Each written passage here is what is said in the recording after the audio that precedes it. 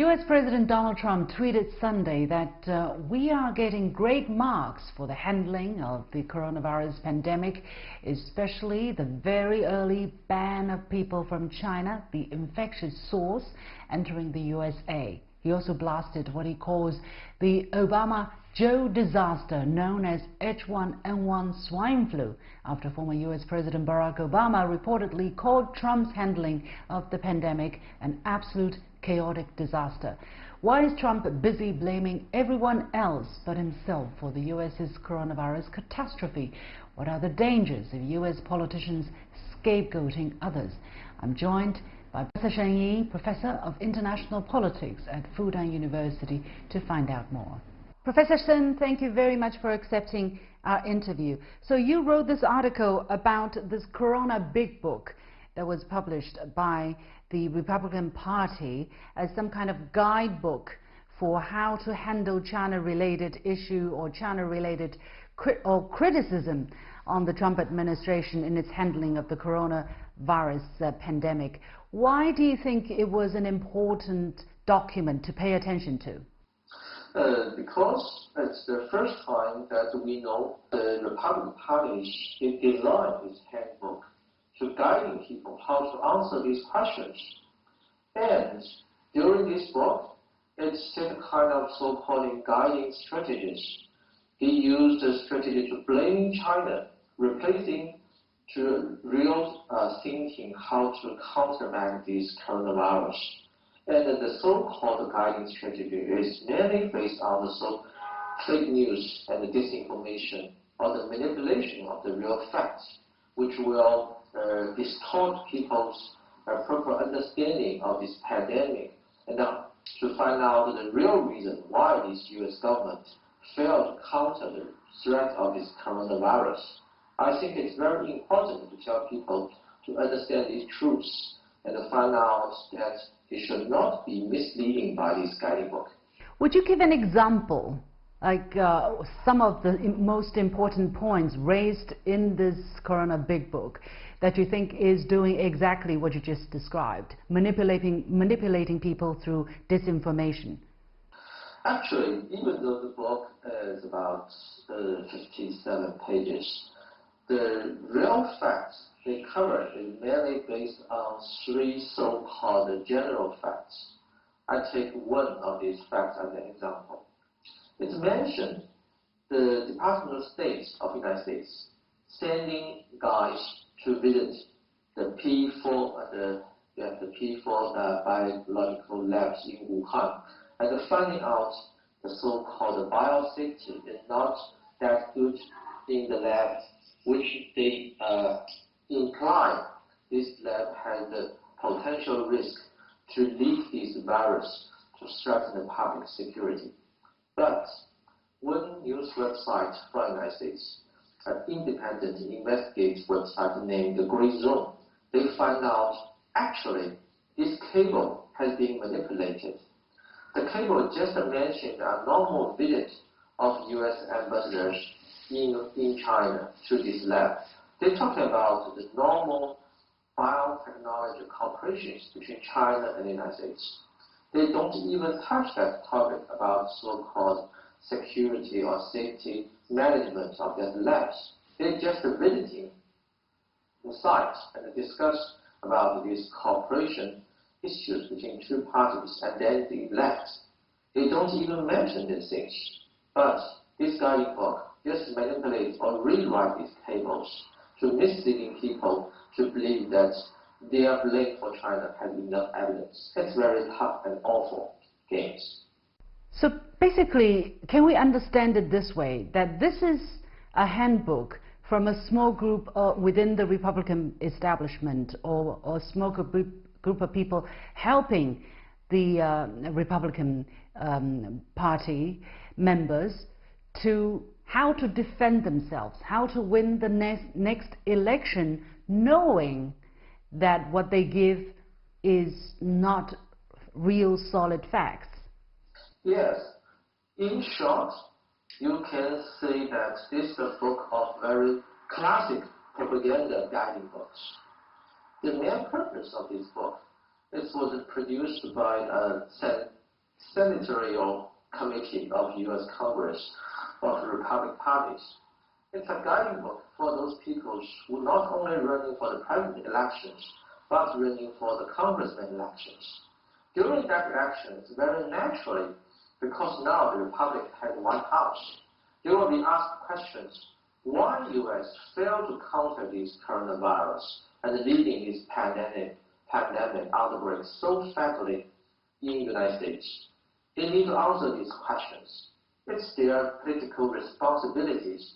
If they cannot properly find an answer to say that is because of the other's fault, but the Republican Party's fault, definitely they will lose these election games. So they're finding these awful tactics to blame China.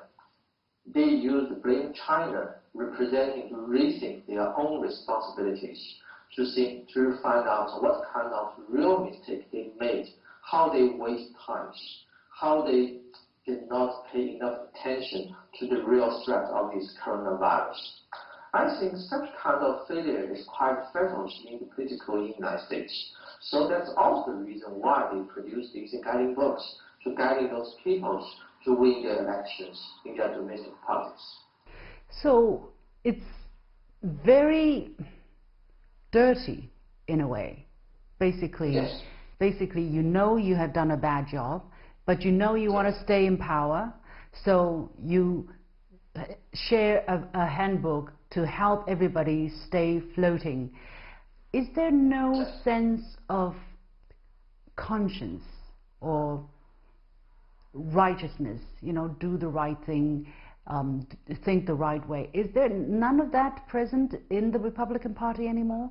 Are all of them just blinded by the manipulation or propaganda, or knowing that they have done a bad job, but they don't want to admit it, they don't dare to admit it because of the potential political or even personal consequences? It's kind of a very failure party.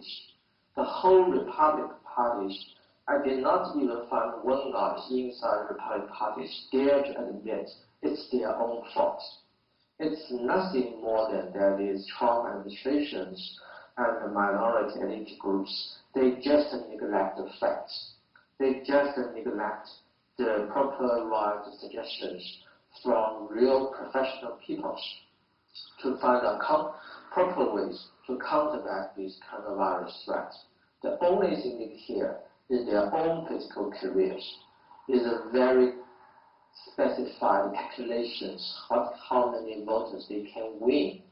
They care about, it's very interesting, they care about the voters, but they don't care about the voters' lives. They care to win these elections, but they don't know that this such kind of political elections is to elect the political leaders of these countries, that the main job is to protect the security of the normal civilian lives inside these countries. It's a real pathetic thing. I feel a bit frustrated because since in my study careers to research United States, it's my first time to finding so ugly things that happen inside the United States, such a thing that threaten the public security of U.S. citizens. What about the position of the Democratic Party? On the one hand, they have been scrutinizing the Trump administration or the Republican Party's handling of the pandemic, and yet they're also very partisan. I mean, to drive a lot of things on the basis of politics is not a strange game for the Democratic Party member either. So what's the responsibility of the Democratic Party, and what's their attitude towards such a playbook? In Chinese, we say 半斤八两, which means that, of course, they're different, but not that different in these things. On one side, we can find that, yes, comparing to Trump administrations, the Democratic Party, these guys, they can admit the facts. They can make proper understanding of the threat of coronavirus in certain aspects. But on the other side, you cannot find too much difference. There's also concern about their own political careers, political speculations, rather than on the whole national interest of the United States. So, to the United States is very interesting. They have two parties But it seems that among the elites of these two parties, there's very few rights left. It means that all these elites focusing on their political priorities, political interests first, put these things more important than the citizens' lives. Is there any signs of hope? Is there any hope that we can still see in terms of cool heads prevailing in the American politics in such a crazy time, an election year compounded by pandemics? What about any rational voices coming out of the academia, or rational voices among, or people, you know, just seeing what's been happening? I think Dr. Fusi is a very typical example of these guys working inside Trump administrations and trying his best to avoid those misinformations who are leading to more huge disasters. And also, even though that's not that, you will find that the director of National Intelligence Office in their website, they say that intelligence communities of the United States, they completely agree with the general consensus of the scientific scientists, the research on this pandemic and the coronavirus. They refuse to make the fake news under the political pressures. Also, when you go to this online website, I think there's a very interesting, famous videos and one uncles in New York is angrily shouting at these videos to talk about how to properly deal with this pandemic threat, how to properly sending the monies, releasing the financial pressures to normal people during these special pandemic times. You will find that the United States people, these professional guys, these normal people, they are smart and intelligent enough. And I think that finally they will find their own ways to conquer this pandemic, of course, with proper consolidations and cooperations from international communities. What about China? How should China handle such a strategy of don't defend Trump, blame China? How should China look at it? How much importance should China, the Chinese government and the Chinese press pay to such a strategy? I think till now, China's government take a very proper strategy, which means it puts the first priority on countering this pandemic, on countering this human common threat, this new coronavirus.